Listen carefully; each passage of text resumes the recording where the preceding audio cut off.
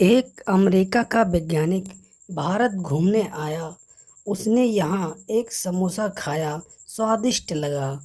खाने के बाद वो एक समोसा अमेरिका लेकर गया और वहाँ जाकर अपने बॉस को दिखाकर बोला, सर ये समोसा है।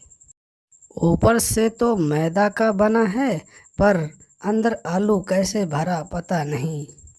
उसकी बकवास सुनने के बाद बॉस ने उसे जमाकर एक चांटा दिया और अपने सूटकेस से एक जलेबी निकालकर बोला, 20 साल पहले मैं भारत गया था, ये जलेबी खाई थी।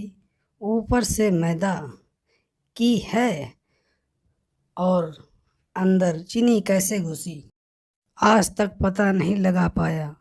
और तू साले यहाँ एक और समस्या ले आया।